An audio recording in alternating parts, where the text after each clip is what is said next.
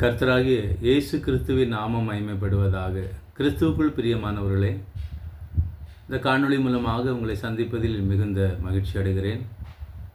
கர்த்தராகிய இயேசு கிறிஸ்துவின் நாமத்தினாலே உங்களை வாழ்த்துகிறேன். அன்போடு என்னுடைய வணக்கத்தை தெரிவித்துக் கொள்கிறேன். நாளிலும் சற்று நேர சிந்தனைக்காக எடுத்துக்கொண்ட வேத பகுதி 1 யோவான் 2:25. நித்திய ஜீவனை அளிப்பேன் என்பதே அவர் நமக்கு செய்த வாக்குத்தத்தம். சிந்தனைக்காக எடுத்துக்கொண்ட தலைப்பு ஆசீர்வாதங்களை சுதந்திரித்து கொள்ள வழி. அன்பானவர்களே, இன்றைக்கு உலகத்தில் வாழுகிற நாம் ஆசீர்வாதமாக, சந்தோஷமாக, சமாதானமாக, குறைவில்லாமல் வாழ வேண்டும் என்கிற விருப்பம் எல்லாருக்கும் உண்டு, எல்லா ஜனங்களுக்கும் உண்டு. இதைத்தான் எல்லாரும் விரும்புகிறார்கள், இதற்காகத்தான் பிரயாசப்படுகிறார்கள். பக்தி மார்க்கம் ஆசீர்வாதத்திற்கான வழியா என்று சொன்னால், ஆசீர்வாதத்திற்கான வழி பக்தி மார்க்கத்தை போல வேறு எதுவுமே கிடையாது. தேவனை சார்ந்து கொள்கிறது அல்லது தேவன் மேல் பற்றுதலாய் இருப்பவர்களுக்கு உண்டாயிருக்கிற ஆசீர்வாதம் உலக பிரகாரமான மனிதர்கள் படுகிற பிரயாசத்திலும் பெரிது என்று சொல்லி உங்களுக்கு சொல்கிறேன். வசனம் இவ்வாறாக சொல்கிறது, கர்த்தருடைய ஆசீர்வாதமே ஐஸ்வர்யத்தை தரும், அதனோடு அவர் வேதனையை கூட்டார். ஆமென். கர்த்தருடைய நாமம் மகிமைப்படுவதாக. வேதனை இல்லாத ஆசீர்வாதம், இந்த ஆசீர்வாதத்தை, கர்த்தரால் உண்டாயிருக்கிற ஆசீர்வாதத்தை பெற்று கொண்டவர்களுடைய சாட்சிகள் தான் வேதாகமத்தில் நிறைந்திருக்கிறது. ஆசீர்வாதங்களை சுதந்திரித்து கொள்ள வழி எது என்பதை இந்த காணொளி மூலமாக உங்களோடு பேச வேண்டும் என்று சொல்லி ஆசைப்படுகிறேன். ஆவியானவர் தாமே உதவி செய்வாராக. ஆண்டவருடைய நாமம் மகிமைப்படுவதாக. அன்பானவர்களே, ஒரே வார்த்தையில் சொல்ல வேண்டும் என்று சொன்னால், இயேசுவே வழியும் சத்தியமும் ஜீவனுமாய் இருக்கிறார். கர்த்தராகிய இயேசு கிறிஸ்து சொல்லும்போது, என் வழியாய் ஒருவன் உட்பிரவேசித்தால் அவன் உள்ளும் புறமும் சென்று மேய்ச்சலை கண்டடைவான் என்று சொல்லுகிறார். இந்த உலகத்தில் தேடுகிறவர்கள் அநேகர். ஆசீர்வாதமாக இருக்க வேண்டும், நன்றாக வாழ வேண்டும் என்று சொல்லி பக்தி மார்க்கத்தில் தேவனை தேடுகிற ஜனங்கள் அநேகர் உண்டு. ஆனால் நமக்கு கொடுக்கப்பட்டிருக்கிற சிலாக்கியம் பெரிது. இதைத்தான் நான் உங்களுக்கு சொல்ல விரும்புகிறேன். நாம் மற்றவர்களைப் போல அல்லாமல் நம்முடைய அழைப்பையும் நம்முடைய தெரிந்து கொள்ளுதலையும் நாம் ஆராதிக்கிற தேவனையும் நாம் அறிந்து கொள்ளுவோமானால், நம்மை போல பாக்கியம் உள்ளவர்கள் வேறு எவருமே இல்லை. நாம் தேடுகிறோம், வாக்குத்தத்தங்களை சுதந்திரித்து கொள்ள விரும்புகிறோம். வேதாகமத்தில் அநேக வாக்குத்தத்தங்கள் நமக்கு சொல்லப்பட்டிருக்கிறது. அந்த வாக்குத்தத்தத்தை வைத்து ஜெபிக்கிறவர்கள் அநேகர் இருக்கிறார்கள். ஆனால் பரிசுத்த வேதாகமம் கர்த்தராகிய இயேசு கிறிஸ்துவை பின்பற்றுகிற நமக்கு அல்லது கிறிஸ்தவர்களுக்கு என்ன வாக்குத்தத்தம் சொல்லப்பட்டிருக்கிறது, வேதாகமத்தில் நமக்கு என்ன வாக்குத்தத்தம் சொல்லப்பட்டிருக்கிறது என்பதை நாம் பார்ப்போமானால், அதைத்தான் உங்களுக்கு நான் வாசித்து காண்பித்தேன். 1 யோவான் 2:25 வசனத்தில், நித்திய ஜீவனை அளிப்பேன் என்பதே அவர் நமக்கு செய்த வாக்குத்தத்தம். நித்திய ஜீவனை அளிப்பேன் என்பதே என்கிற வார்த்தை பயன்படுத்தப்பட்டிருக்கிறது. அந்த ஏகாரம் பயன்படுத்தப்பட்டிருக்கிறது. அந்த ஏகாரம் பயன்படுத்தப்பட்டிருக்கிறதுனால் நித்திய ஜீவன் என்கிற அந்த ஆசீர்வாதம் தான் நமக்கு அதிகமாக அல்லது நமக்கு முன்னதாக வைக்கப்பட்டிருக்கிற ஒரு பெரிய ஒரு ஆசீர்வாதம். அன்பானவர்களே, நான் சொல்ல வருகிற காரியத்தை நீங்கள் புரிந்து கொள்ள வேண்டும் என்று சொல்லி விரும்புகிறேன். இந்த நித்திய ஜீவனுக்குள்ளாக அத்தனை வாக்குத்தத்தங்களும் அடங்கியிருக்கிறது என்பதைத்தான் நான் இன்றைக்கு உங்களுக்கு சொல்ல விரும்புகிறேன். நம்முடைய குறிக்கோள், நம்முடைய நோக்கம், நம்முடைய ஓட்டம், நம்முடைய எதிர்பார்ப்பு எதை குறித்தாக இருக்க வேண்டும்? முன்னதாக சொன்னேன், ஆசீர்வாதத்தை சுதந்திரித்து கொள்ள வழி இயேசு ஒருவரே. வாக்குத்தத்தங்களை பெற்றுக்கொள்ள வழி இயேசு ஒருவரே. நாம் இயேசுவை பற்றி கொள்ளும்போது அவரால் உண்டான நித்திய ஜீவனை நாம் பெற்றுக்கொள்ளும்போது மற்றவைகளெல்லாம் நமக்கு அனுகூலமாகி வரும், தானாக நமக்கு கிடைக்கும். முன்பு நான் இராணுவத்தில், அதாவது இணை இராணுவம், துணை இராணுவம் சிஆர்பிஎஃப்பில் பணியாற்றி கொண்டிருக்கும்போது national security guard, black guard commando என்று சொல்வார்கள், அதிலும் பணியாற்றும்படியான வாய்ப்புகள் எனக்கு கிடைத்தது. அதில் ஒரு 5 வருஷம் பணியாற்றினேன். அப்பொழுது பெரிய பெரிய விஐபிகளோடு பயணிக்க வாய்ப்புகள் இருந்தது. அந்த வாய்ப்புகளில் நான் பணியாற்றி கொண்டிருந்த அந்த காலகட்டத்தில் நம்முடைய தேசத்தில் ராஜதானி எக்ஸ்பிரஸ், சதாப்தி எக்ஸ்பிரஸ் என்று சொல்லி இன்றைக்கு அதிவிரைவு வாகனங்கள், ரயில் வண்டிகள் அதிகமாக, வந்தே பாரதம், இன்னும் அதிகமாக ட்ரெயின்கள் வந்துவிட்டது. அன்றைக்கு ராஜதானி எக்ஸ்பிரஸ் என்பது ஒரு சிறந்த ஒரு ட்ரெயினாக இருந்தது. பெரிய அதிகாரிகள், விஐபிகள் பயணிக்கும் போது அந்த ட்ரெயின்களில் பயணிப்பார்கள். எங்களுக்கும் அதில் வாய்ப்பு கிடைக்கும். ஒரு இடத்திலிருந்து இன்னொரு இடம் ஒரு நாள் பயணம் அல்லது 2 நாள் பயணங்கள் பயணிக்க நேர்ந்தால் அந்த ட்ரெயின்களில் எங்களுக்கு வாய்ப்பு கிடைக்கும். சாதாரணமாக எல்லாத்துக்கும் அதில் வாய்ப்பு கிடைக்காது. அந்த காலகட்டத்தில் ஸ்லீப்பர் கிளாஸில் பயணிப்பது தான் அதிகமாக எங்களுக்கு கிடைத்த வாய்ப்பு. ஆனால் விஐபிகளோடு பயணிக்கும்போது இப்படிப்பட்ட ரயில்வே வண்டிகளில் பயணிக்க வாய்ப்பு கிடைத்தது. இந்த ட்ரெயினை பார்த்தீர்கள்னு சொன்னால் இன்றைக்கு அநேகர் இதில் பயணிக்கிறார்கள். அநேகருக்கு இந்த காரியம் தெரியும். ஆனால் தெரியாதவர்களுக்கு சொல்லுகிறேன், இப்படிப்பட்ட விரைவு ராஜதானி, இன்னும் சதாப்தி, வந்தே பாரதம் போன்ற விரைவு ரயிலில் பயணிக்கின்றவர்களுக்கு இப்பொழுது ஒரு காரியத்தை சொல்லுகிறேன். டெல்லியிலிருந்து கல்கத்தா போக வேண்டும் என்று சொல்லி டிக்கெட் எடுத்தால் அந்த நம்முடைய குறிக்கோள் ட்ரெயினில் பயணித்து நாம் கல்கத்தா போய் சேர வேண்டும் என்பது தான். நாம் அந்த வண்டியில் ஏறினால் அது நம்மளை கல்கத்தா கொண்டு சென்று சேர்க்கும். ஏற்ற வேளையில் கல்கத்தா கொண்டு சேர்க்கும்.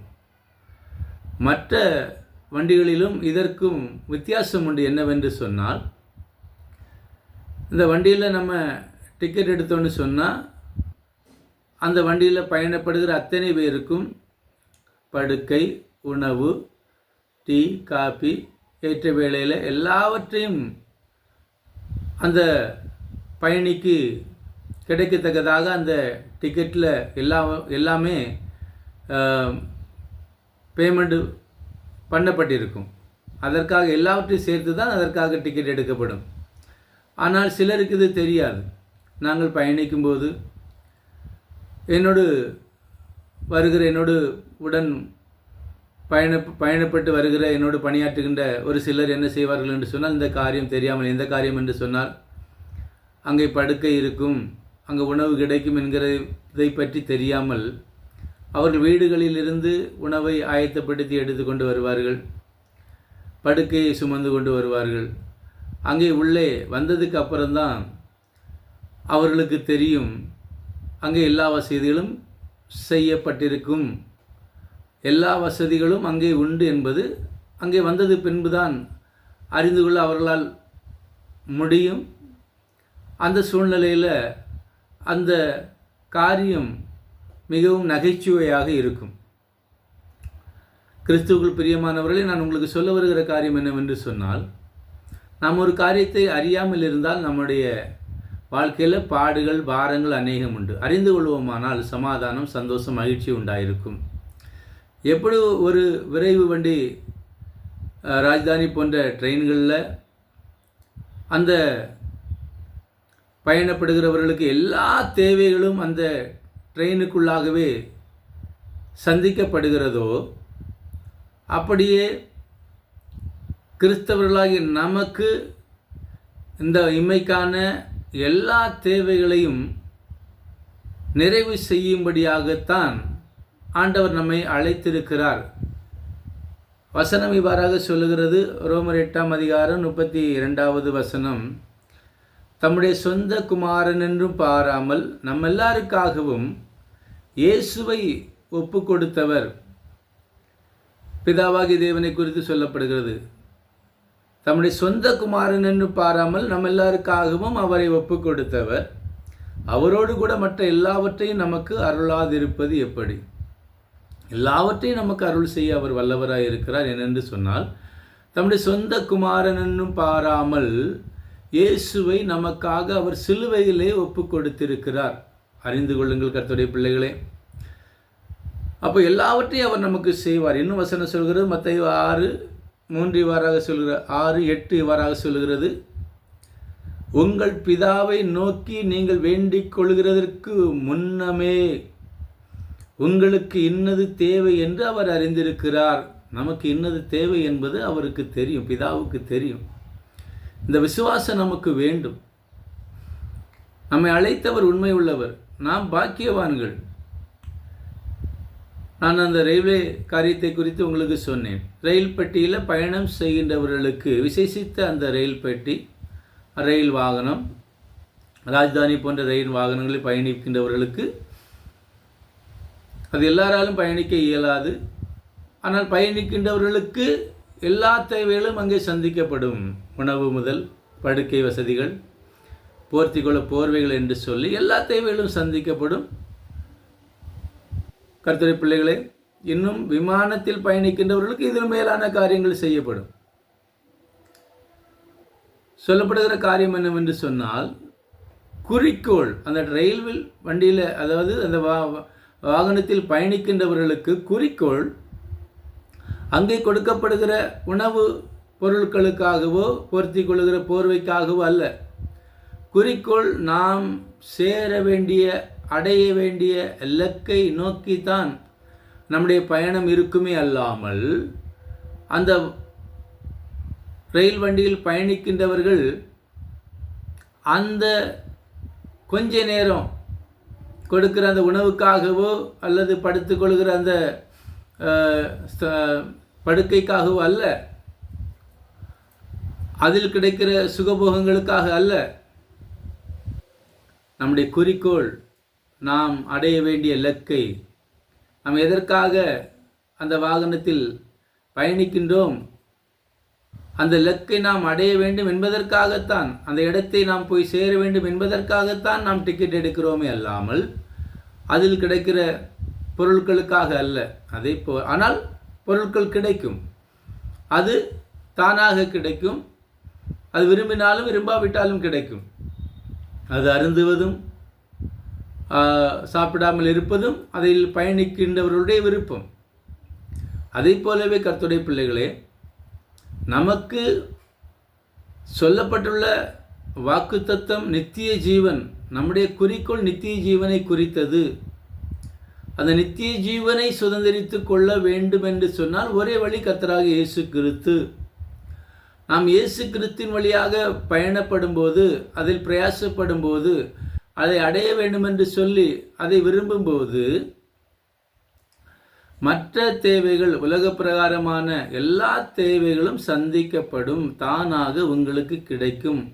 நாம் அறிந்து கொள்ள வேண்டியது அவசியம். நாம் நம்மை நாமே நிதானித்து அறிந்து கொள்ள வேண்டியது அவசியம். நாம் கிறிஸ்துவுக்குள் இருக்கிறோமா? கிறிஸ்துவை சார்ந்து கொண்டிருக்கிறோமா? நாம் கிறிஸ்துவை முன்னதாக வைத்து அல்லது கிறிஸ்துவையே பற்றி கொண்டு அவரையே வழியாக கொண்டிருக்கிறோமா? அல்லது நம்முடைய சுயத்தில் நாம் செயல்படுகிறோமா? நாம் கிறிஸ்தவர்களாக பிறந்திருந்தும் இன்றைக்கு அநேகர் உலக பிரகாரமான மற்ற அஞ்ஞானிகளைப் போல, வசனம் இவ்வாறாக சொல்கிறது, அஞ்ஞானிகளைப் போல உங்கள் ஜெபத்தில் வீண் வார்த்தைகளை அலம்பாதேயுங்கள். ஏன்னா உங்களுக்கு என்னது வேணும்னு சொல்லி உங்கள் பிதாவுக்கு தெரியும், அவர் அறிந்திருக்கிறார். உங்கள் ஜெபம் கருத்தாக இருக்கட்டும். நாம் எப்போ கருத்தாக ஜெபம் பண்ணுவோம் என்று சொன்னால், நம்முடைய விசுவாசம், நாம் கிறிஸ்துவுக்குள் இருக்கிறோம், கர்த்தர் எனக்காக எல்லாவற்றையும் செய்து முடித்திருக்கிறார், அவர் தம்முடைய ஜீவனையே எனக்காக கொடுத்திருக்கும் போது, இந்த உலகத்தில் உள்ள காரியங்கள், இம்மைக்கான காரியங்களை, தேவைகளை சந்திக்க, நிறைவு செய்ய, ஏற்ற காலத்தில் எல்லாவற்றையும் கைகூடி வர பண்ண அவர் போதுமானவராய் இருக்கிறார் என்கிற அந்த விசுவாசம் நமக்கு வந்து, அந்த இருதயபூர்வமான அந்த ஜெபங்களை நாம் கருத்தாக ஜெபிக்கும்போது ஆண்டவர் நம்மை ஆசீர்வதிக்க வல்லவரும் நல்லவருமாய் இருக்கிறார். மறுபடியும் சொல்கிறேன், வாக்குத்தத்தங்கள் அத்தனையும் நித்திய ஜீவன் என்கிற ஒரே வாக்குத்தத்தத்துக்குள் அடங்கியிருக்கிறது. பரிசுத்த வேதாகமத்தில் சொல்லப்பட்டுள்ள அநேக வாக்குத்தத்தங்கள், எல்லா விதமான வாக்குத்தத்தங்களும் நித்திய ஜீவன் என்கிற ஒரே வார்த்தைக்குள் அடங்கியிருக்கிறது. எப்படி அந்த ரயில் வண்டியில் பயணிப்பதற்காக டிக்கெட் எந்த இடத்தை சென்று அடைய வேண்டும் என்று சொல்லி நாம் டிக்கெட் எடுத்திருக்கிறோமோ, ஆனால் அந்த இடம்தான் நமக்கு குறிக்கோள். ஆனால் அந்த ரயில் வண்டியில் உள்ள கிடைக்கிற அத்தனை பொருட்களும் அது தானாக அந்த வண்டியில் பயணிக்கின்றவர்களுக்கு கிடைக்கிறது போல, நித்திய ஜீவனை பெற்றுக்கொள்ளும்படியாக ஆண்டவராக இயேசு கிறிஸ்துவை பற்றி கொள்கிறவர்களுக்கு இந்த உலகத்தில் உள்ள அத்தனை காரியங்களும் தேவைகளும் சந்திக்கப்படும். இதுதான் வேதம் நமக்கு சொல்கிறது. இன்னும் ஒருபடி மேலாக ஆண்டவராக இயேசு கிறிஸ்து சொல்லும்போது, யோவான் 16:24, இதுவரைக்கும் நீங்கள் என் நாமத்தினாலே ஒன்றும் கேட்கவில்லை, கேளுங்கள், அப்பொழுது உங்கள் சந்தோஷம் நிறைவாயிருக்கும்படிக்கு பெற்றுக்கொள்வீர்கள். பார்த்தீங்களா? இன்னும் அதிகமாக நீங்கள் கேட்க விரும்புங்கன்னா இன்னும் கேளுங்கள்னு சொல்கிறார். முதலாவது, நாம் கிறிஸ்துவுக்குள் இருக்கிறோமா, ஆண்டவராக இயேசு கிறிஸ்துவை பற்றி கொண்டிருக்கிறோமா, அவர் நமக்கு வழியாக இருக்கிறாரா, இதை நாம் நிதானித்து அறிய வேண்டும். நம்முடைய சுயத்தில் நம்ம நிற்கக்கூடாது. நமக்காக ஆண்டவர் ரத்தம் சிந்திருக்கிறார், ஜீவனை கொடுத்திருக்கிறார். அந்த அன்பை நாம் அறிந்து கொள்ள வேண்டும். அந்த அன்பைக்கு நாம் என்ன செய்ய வேண்டும்? பணிய வேண்டும். அந்த அன்பை நினைத்து அவரிடத்தில் நாம் அன்பு கூற வேண்டும். அந்த அன்பை நினைத்து அவரிடத்தில் நாம் தாழ்மையாக நடந்து கொள்ள வேண்டும். அவர் செய்த காரியத்தை மேன்மையாக கருத வேண்டும். நம்முடைய சாமர்த்தியம், நம்முடைய பலன், நம்முடைய கிரியைகள் ஒன்றுமே இல்லை, எல்லாம் குப்பையாக எண்ணப்படுகிறது. இதை அப்போஸ்தலனாகிய பவுலடிகள் தெளிவாக சொல்கிறார். எல்லாவற்றையும் குப்பையும் நஷ்டம் என்று எண்ணுகிறேன். பக்தி மார்க்கத்தில் அவர் வைராக்கியம் உள்ளவராக இருந்தார், நியாயப்பிரமாணத்தின்படி குற்றம் சாட்டப்படாதவராக இருந்தார். ஆனாலும் கர்த்தராகிய இயேசு கிறிஸ்துவை அறிகிற அறிவுக்காக, அவருடைய சிலுவை பாடுகளை அறிகின்ற அறிவுக்காக, அவருடைய மரணத்துக்கு ஒத்த மரணத்தை அடைய வேண்டும் என்று சொல்லி அவர் விரும்பி எல்லாவற்றையும் குப்பையும் நஷ்டமாக எண்ணுகிறேன் என்று சொல்கிறார். கர்த்தருடைய பிள்ளைகளே, எல்லாம் நமக்கு நன்மைக்கு ஏதுவாகவே இருக்கிறது. ஒருவேளை கஷ்டமான சூழ்நிலையில் நீங்கள் இருக்கிறீங்க, விருப்பத்துக்கு மாறான காரியங்கள் நடந்து கொண்டிருக்கிறது, என்ன செய்யலாம், எப்படி இந்த காரியம் வாய்க்கும் அப்படிங்கிற கஷ்டத்துக்குள்ளே இருக்கிறீங்களா? அதற்கும் வசனம் இருக்கிறது. பிலிப்பியர் 4:6-7 வசனங்களை நீங்கள் வாசித்து பார்க்கும்போது, நீங்கள் ஒன்றுக்கும் கவலைப்படாமல் எல்லாவற்றையும் குறித்து உங்கள் விண்ணப்பங்களை ஸ்தோத்திரத்தோடு கூடிய ஜெபத்தினாலும் வேண்டுதலினாலும் தேவனுக்கு தெரியப்படுத்துங்கள். ஒருவேளை இக்கட்டான சூழ்நிலையில் இருக்கிறீங்களா? மறுபடியும் சொல்கிறேன், அன்றியும் அவருடைய தீர்மானத்தின்படி அழைக்கப்பட்டவர்களை அவரிடத்தில் அன்பு கூறுகிறவர்களுக்கு சகலமும் நன்மைக்கு ஏதுவாகவே இருக்கிறது என்று சொல்லப்பட்டுள்ள வார்த்தையின்படி எல்லாம் நமக்கு நன்மைக்கு ஏதுவாகவே இருக்கிறது. இதிலும் ஒரு கஷ்டமான சூழ்நிலை, எதிர்மறையான சூழ்நிலை, நம்முடைய விருப்பத்துக்கு மாறான ஒரு சூழ்நிலைக்குள்ளாக நாம் கடந்து போய் கொண்டிருக்கிறோமா? தெரியப்படுத்துங்க, சொல்லுங்க, ஜெபத்தோடு வேண்டுதலோடு தேவனுக்கு தெரியப்படுத்துங்க. வீண் வார்த்தைகளை அலம்பாதுங்க, அவருக்கு சொல்லுங்க. அப்பொழுது எல்லா புத்திக்கு மேலான தேவ சமாதானம் உங்கள் இருதயத்தையும் உங்கள் சிந்தைகளையும் கிறிஸ்து இயேசுக்குள்ளாக காத்துக்கொள்ளும். எதிர்மறையான சூழ்நிலையில் கிறிஸ்து இயேசுவை விட்டு விலகி செல்ல முயற்சி பண்ணாதுங்க, தவறான வழிகளை பற்றி கொள்ளாதுங்க, தந்திரமான காரியங்களை செய்ய விரும்பாதுங்க. ஆண்டவரை பற்றி கொள்ளுங்க, உண்மையாயிருங்க. ஆண்டவர் பெரிய காரியங்களை நமக்கு செய்ய வல்லவரும் நல்லவருமாய் இருக்கிறார். காரியம் கைக்கூடி வராமல் போனாலும் அதுவும் நன்மைக்கு ஏதுவாகவே இருக்கிறது என்று சொல்லி ஆண்டவருடைய சமூகத்தில் காத்திருக்க கற்றுக்கொள்ளுங்க. விசுவாசிக்கிறவன் பதறான், விசுவாசிக்கிறவனுக்கு பதட்டம் வருவதில்லை. ஏனென்று சொன்னால் அழைத்தவர் உண்மை உள்ளவர், அவர் போதுமானவராக இருக்கிறார். இந்த உலகத்தில் சிறிய காரியமாக இருந்தாலும் பெரிய காரியமாக இருந்தாலும் எல்லாம் மாயை என்பதை அறிந்து கொள்ளுங்கள். அதனால் மனதில் சஞ்சலம், போராட்டம், நெருக்கமான சூழ்நிலைகளை ஆண்டவரையே சார்ந்து கொள்கிற அந்த ஒரு காரியத்தை உறுதியாக பற்றி கொள்ளுங்க. மற்றபடி எல்லாவற்றையும் கர்த்தர் பார்த்து கொள்வார். கர்த்தருடைய சமூகத்தில் ஜெபம் பண்ணுங்க. வீண் வார்த்தைகளை அலம்பாதுங்க. கருத்தாக ஜெபம் பண்ணுங்க. பொறுமையாக இருங்க. காத்திருக்க கற்றுக்கொள்ளுங்க. நித்திய ஜீவனை பற்றி கொள்ளுங்கள். நாம் நித்திய ஜீவனை பற்றி கொள்ளும்போது கர்த்தர் இம்மைக்கான எல்லா தேவைகளையும் சந்திக்க தானாக நமக்கு வாய்க்கும். கர்த்தருடைய பிள்ளைகள் எல்லாம் தானாக ஏற்ற வேளையில் தானாக வந்து அமையும். அது ஆண்டவர் நமக்கு செய்கிற ஒரு காரியமாக இருக்கிறது. ஆண்டவர் நமக்காக பாடுபட்டு சிலுவையில் இரத்தம் சிந்தி நம்முடைய ஆசீர்வாதத்துக்காகவே நாம் சுகமாக இருக்க வேண்டும் என்பதற்காகவே அவர் மரித்தார் என்பதை அறிந்து அவருக்கு நன்றி சொல்ல கற்றுக்கொள்ளுங்க. மனதார நன்றி சொல்லுங்க. கர்த்தர் பெரிய காரியங்களை செய்வார். வீணாக மற்றவர்களைப் போல உலகத்தாரைப் போல நித்திய ஜீவன் என்றால் என்ன என்பதை அவர்களுக்கு தெரியாது. நமக்கு வாக்குத்தத்தம் பண்ணப்பட்டிருக்கிறது. உலகப்பிற அவர்கள் அஞ்ஞானிகள், கர்த்தரை அறியாதவர்கள், அவர்கள் பிரயாசப்படுகிறார்கள், தங்களுடைய சரீரத்தை வருத்துகிறார்கள், தூரம் தூரம் பயணப்படுகிறார்கள், மலைகளுக்கு, குன்றுகளுக்கு, நதிகளுக்கு என்று சொல்லி அலைகிறார்கள். ஆனாலும் அவர்கள் இம்மைக்குரிய காரியங்களுக்காகவே என்பதை அறிந்து கொள்ளுங்கள்.